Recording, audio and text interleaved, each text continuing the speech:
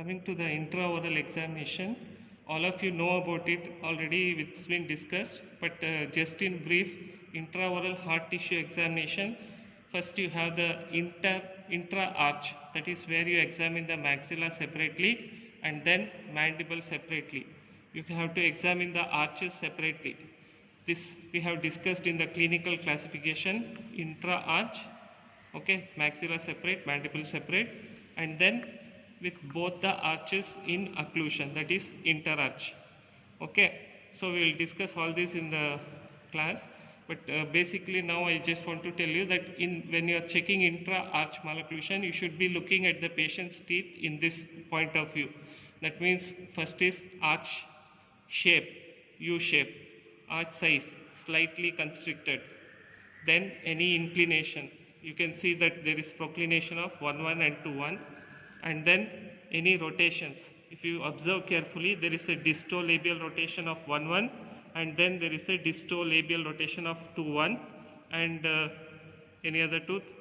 Yeah, I think that's the main rotation.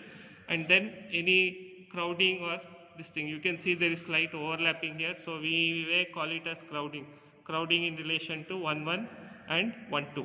Okay, same way in the mandibular, when you are checking, you should see from like this viewpoint of view. So this is actually U-shaped arch, that is the shape of the arch. Then size, it is average, there is no constriction or expansion.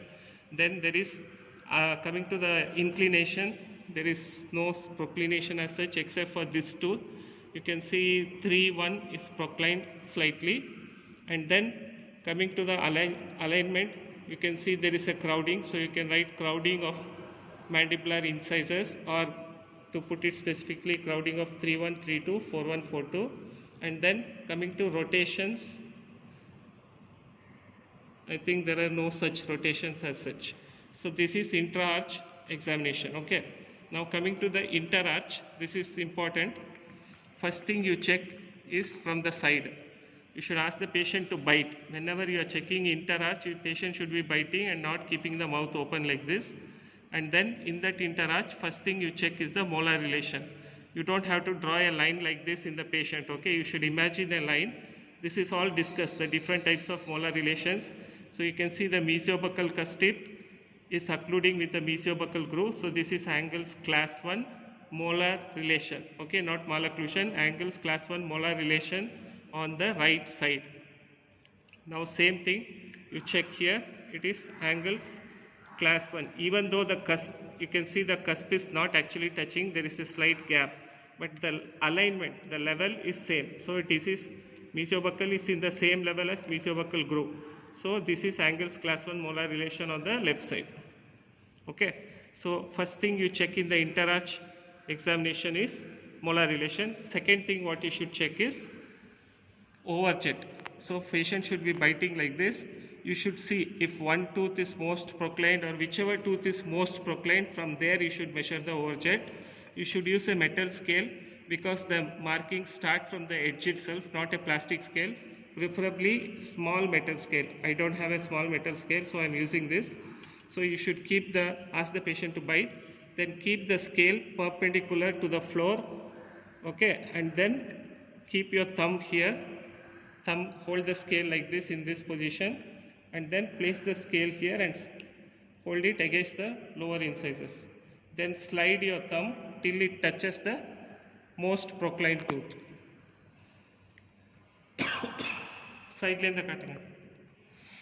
So hold it like this and slide your thumb till it touches the most proclined tooth, and then take it out and see the reading here. So here we can see it is around 7 millimeters. So 7 millimeters will be the overjet. Now coming to the overbite. For this, if you have a micro tip pencil, it will be useful. What you do is take out the lead like this, okay, and then keep it perpendicular to the floor or the long axis. Place it like this and then do a slight marking like this. Okay, and then when you ask the patient to open the mouth, you can see this marking, right? So this marking will indicate how much upper incisor is overlapping the lower incisor. So you measure from here to here with a divider or a scale. So you will get 3.5 millimeter, whatever is the overbite. Okay. So the rest midline and all we will discuss in the PowerPoint. Okay.